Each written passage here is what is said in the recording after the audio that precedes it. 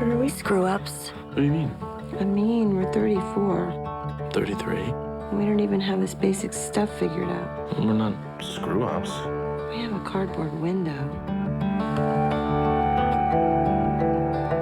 I love the bittersweet tone of this movie because it kind of, captures kind of what life is about, it's ups and downs. Was that something that was cool to just be able to capture that essence of life? I mean, the tone of the movie, I think, is so special because, like you were saying, that's reality, you know what I mean? And I think that not only in their situation of, even at the end of the movie, you're still not sure what's gonna happen, and I love that. And the other thing is, as far as a love story goes, this is a real love story. I love seeing these two people totally and fully in love, and they rely on each other for everything. So it's just such a positive, beautiful movie that, yes, bad things will come in your way, but like you can do it if you get there together. Okay, we have news. We're leaving in June. The baby's due in July. To Antwerp, in Belgium. You're moving 3,000 miles away from your grandchild. Well, I think it's more than 3,000, isn't it, Cherry? Oh, I think so.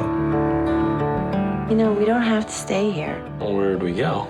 We agreed we need to be near someone we know, so we could go anywhere we want. Wow. I love these characters because I really think that no matter what age you are, you can kind of relate to them. Because me being in college, I kind of get that feeling of, where do I go from here? But I think whether you have kids or whether you don't have kids, you can understand these characters. Absolutely. I mean, they're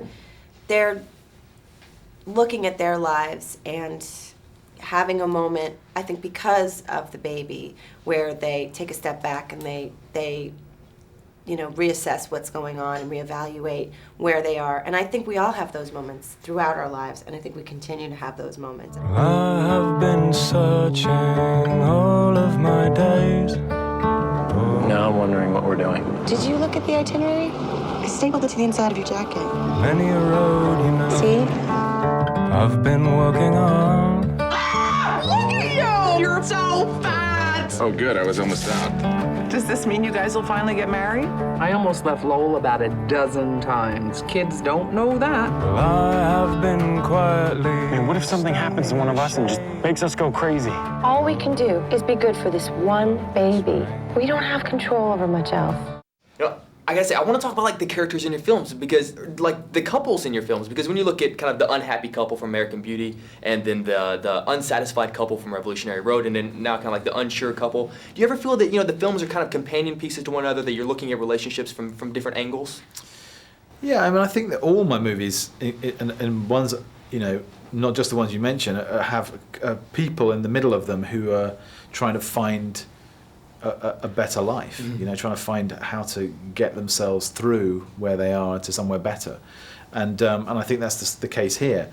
But tonally, I think they're all very different, and I think this is by far I think it's one of the funniest films I've made, and I think it's one of the most hopeful films. I think coming after Revolutionary Road, which I think is a very dark film about couples, I needed to make a movie about a couple who are very much in love and stay in love and want to escape and can escape, My eyes confound me,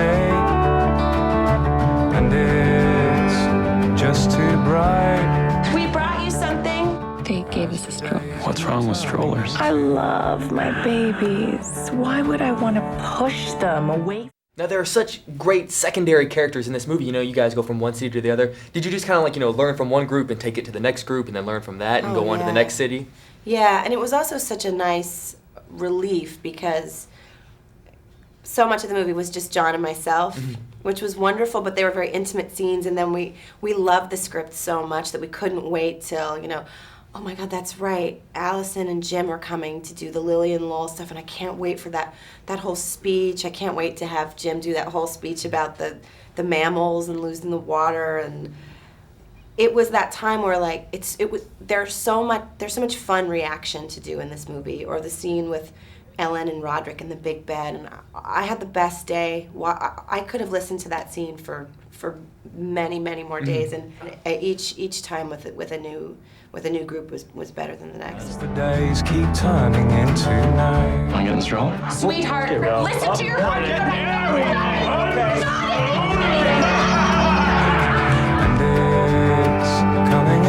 I'll always love you. Even if it takes you months to lose this weight. Even breathing. Even if you're enormous. You go ahead and write that in stone. In your heart.